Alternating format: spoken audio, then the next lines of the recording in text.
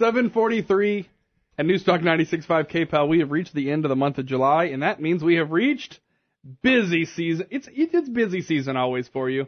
The summer is slower. Really? Yeah, people on vacation. You don't have school and stuff. Budgets have run out. Y'all are just going to have to stay at home. No gas or anything for the car. Or anything. Right. No, but you solved that. You don't need gas for the car. No, we have an electric car for a teenager. So have as much fun I don't know as you how want. anybody doesn't do an electric car for a teenager. It's the greatest thing in the world. Because they have to eventually come back. Right. It's like a 60-mile leash? 90. 90. Okay, so have your fun. Yeah. And but you have to come home to charge, and I don't have to put money in your account every week for gas. It's the best of both worlds. That does sound really cool. And they're inexpensive. The used ones? Yeah. I'm constantly shocked about how cheap you can get it. I mean, we're talking under $10,000. I think it is going to become more of a thing, just because, especially with people kind of commuting around. I think it's eventually where we're probably going is you don't need, if you're a multi-car family, maybe you have a kid that drives and you have 2 cars, husband and wife, or husband and husband, or wife and wife. It's 2017. Sure. Who cares? Not that there's anything wrong with anything. But if you have that, then you may only need one road trip car. Right. One, I have to drive to wherever, fit the whole family, drive as far as I want to go. Yeah. But for in town, running errands, it's amazing. See, how has she gotten over? Because I've told you my range anxiety is the range anxiety. Because where's my phone right now? See, I am at 60% charge on my phone. Sure. But it's only 7:45 in the morning. Yeah. Does she get nervous? No, or we talk about it. Get over it. You do just kind of get over it. We've also talked about it and how driving habits change the miles left. And so she focuses now more on the bars. Yes. As opposed to the miles. And I'm sure as a parent, it means that she's also not driving recklessly through town. Well, that's one of the reasons why she was already the perfect person for an electric car, because she is such a conservative driver. Yeah. I have a heavy-footed teenager, and so we had to put the GPS speed monitor and have to have a lot of conversations about, why did I get 17 speed alerts on your drive to school and back? With her, that was never going to be a concern. Yeah. We constantly, in driver's ed and her first year of graduated driver's license, had to say, go faster. I know. You're going too slow. It's the Rob Kirkpatrick problem. Yeah, yeah. My mom was always like, I'd like to let you drive, but we have to get to where we're going. Right, so, I'm driving.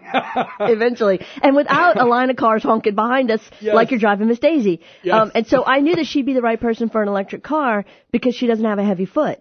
And so it's really worked out beautifully. Cool. And I haven't bought a tank of gas for her yet, and it's delightful. That sounds very delightful. So what are you talking about today in your blog? Today we're talking about nonprofits, how to build a brand by giving and supporting and being a part of nonprofits in your community, wherever that might be. We talk about, I think, everyone, how generous this community is and how great this community is, and, our focus on family and faith and food and festivals and fun, and yet I am shocked to learn that we are one of the lowest giving per capita cities in the country. Really? Yeah, we don't give much. Is that measuring just cash? Do you think we give more time? No, all the above. Yeah, time, talent, treasure. Because I feel like, I feel like I could probably walk out here on Bertrand and say I need a shirt. Now, I'm not saying no one gives anything. Please get me, don't get me wrong. But when you're looking at large donors, the philanthropic name a building after, we have very few of those. When you're looking at the medium level, I've reached a pinnacle of my career, I've got some money and time and talent to give. We have a few of those, but not per capita as many as other communities. And the just getting started, but I want to make the world a better place, so I'm willing to give up my Saturdays and Sundays to do it. We have some of those, but still not as many per capita as other places. Wow. Yeah. And so what we talk about today is, in the blog and in the podcast, how important it is to have that mindset when it comes to building your brand. And not in a self-serving way, but in a make the world a better place way. And by the way, this is the side benefit. How much of that, if you are building a brand around it, is it, if you're a bakery, that you're giving 100 cupcakes for an event? Absolutely. Is that part of it? Exactly. That's giving them your talent and your time. So you may not be giving your treasure, and that's okay. Yeah. I think all of three are important. And what I see, I think, is our nature is a very entrepreneurial spirit here. We've got especially in the oil field, the pull you up by your bootstraps, figure it out for yourself, get it done mentality. That's why we have so many patents per capita and so many people who have self-achieved. Well, weren't we also really high up there on the private jets registered? We are. We do have quite a few of those. That's cool, too. Yeah. But I think that maybe Let somebody use your jet. Well, maybe that's one of the reasons why we don't give as much is because we work so hard to earn it. It's not inherited like in other places. I find that inherited wealth is easier to give away. And also, perhaps it's that, well, I pulled myself up, so can you mentality. Yeah. And so I feel like there's just, we need to work on giving back a little bit more as a community. I just wonder what the standards were for that, because I remember several years ago they had another survey. I don't know. I wonder if maybe we are deceived by the number of nonprofits we have to make us feel like everyone is really supporting them, and maybe there are just a few that are huge. Well, we do have, I think, one of the highest amounts of nonprofits per capita. Yeah. But it's still, whether we have the least amount or the most amount, how much are we supporting? It's kind of like one of those things, each and every year when we talk about St. Jude, when we talk about Danny Thomas, who started St. Jude, he said he would rather $1 from 1 million people than $1 million from one person. Absolutely. So many more people are invested. Maybe that's kind of the direction. Is it because our poverty levels are so high too? Yes. I wonder. I think that definitely plays a part. Definitely plays a part. I'm shocked by those numbers. Too. Yeah. No, it's amazing. Yeah. And so, but regardless if you're in a community where everybody gives, it's a good thing to do for the world, for yourself. And for your company. One of my favorite things that we get to do here, talk to people like Casa, who we had in the last hour, who's doing the great backpack project for back to school. And you know what? It's one of those things that you have to get the word out anyway. And so, yes, could we give you $10,000? Yes. But then you still have no one to talk about it. Right. And so that's something that we can do. Absolutely. We can talk about different things. You're giving your time and you're giving your talent. And it's, I think, more important to give them the opportunity to go make all those relationships to raise the support they need versus you just handing them something.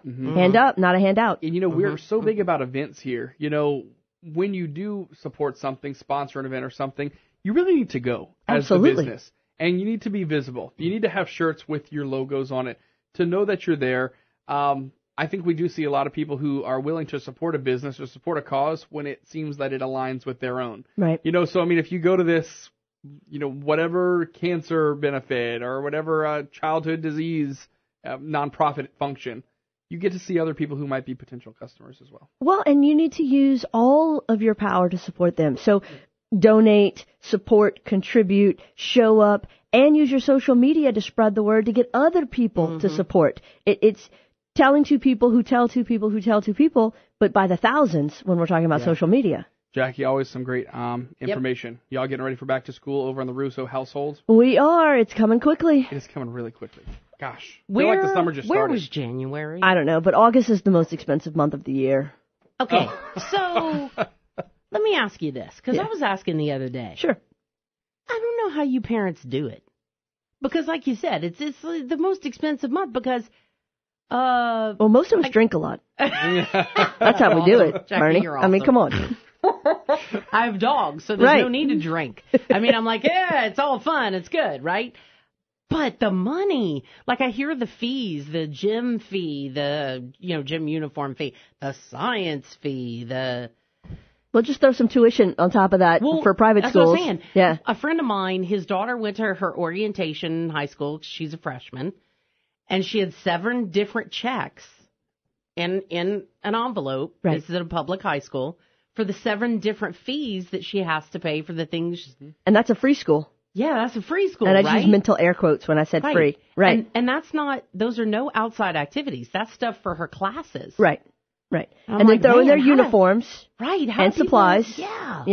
I'll tell you this. How do people afford that? I know a lot of people are outraged at the cost of, daycare when you have a child, but truthfully, it's nothing but a preparation for what it's going to be. Exactly. So what's the difference? Exactly. I remember the first time when we had Layton, the first place that we went and looked around. And I will say this, it's expensive here, but I paid twice what I pay here for 2 days a week when we lived in Atlanta.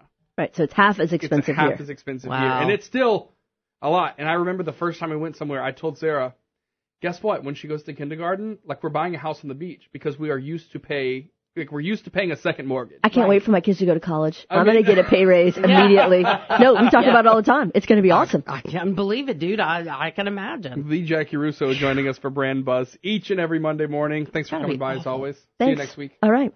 Let me know how that 90-mile leash works out. And I love it. Send me tips for the drinks you're going to have. Absolutely. Yes. Well, Martinis is coming up, right? So Martinis. there you go. I just saw the Yeah. tsunami van pull in. Yeah, it is baby. 7:54 now at News Talk 96.5 KPEL.